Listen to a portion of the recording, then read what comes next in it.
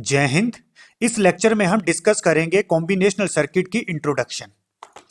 Digital circuit को आप two types में डिवाइड कर सकते हो।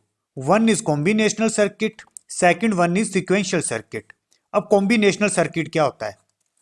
Present output depend on present inputs.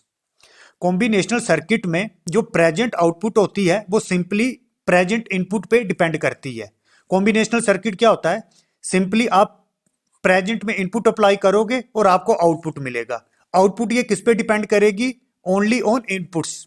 तो simply present output depends upon inputs. ये सिंपल डेफिनेशन है कॉम्बिनेशनल सर्किट की। जैसे आपने इनपुट दी उसी टाइम पर आपको output milli.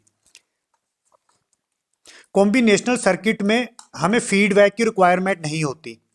Third one is combinational circuit में कोई भी मेमोरी एलिमेंट यूज नहीं होता। तो सिंपली कॉम्बिनेशनल सर्किट क्या होता है?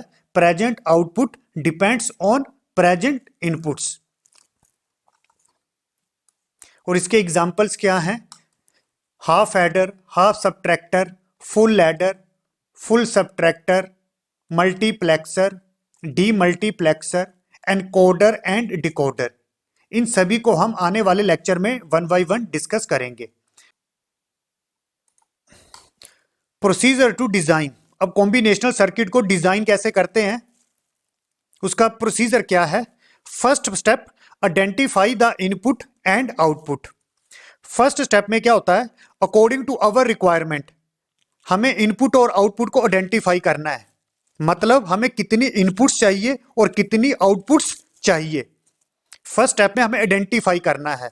इनपुट आउटपुट सिंगल भी हो सकती है या फिर मल्टीपल भी हो सकती है। Second step, construct truth table. Second step में हमें क्या करना है? सिंपली ट्रुथ टेबल बनाना है अकॉर्डिंग टू अवर रिक्वायरमेंट। और बेसिकली ट्रुथ टेबल क्या होता है? For all possible inputs what should be the output.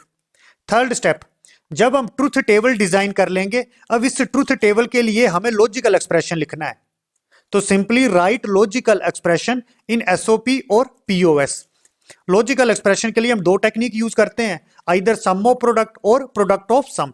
SOP form कहां पर यूज करना है? जहां पर ट्रुथ टेबल में आउटपुट 1 मिल रही है। सेम पीओएस फॉर्म कहां पर यूज करना है? जहां पर ट्रुथ टेबल में आउटपुट 0 मिल रही है। तो simply write logical expression in SOP और पीओएस। लॉजिकल एक्सप्रेशन के लिए आप एसओपी भी यूज कर सकते हैं या फिर पीओएस भी यूज कर सकते हैं, आंसर सेम आएगा। फोर्थ स्टेप में आपने करना है minimise logical expression if possible.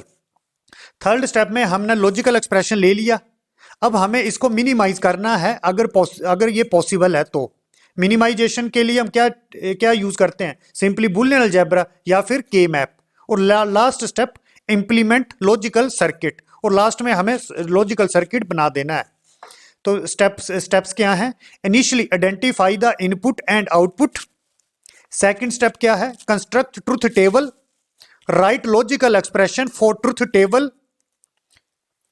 Fourth step क्या है? Simply minimise logical expression if possible. And in the fifth step, implement logical circuit.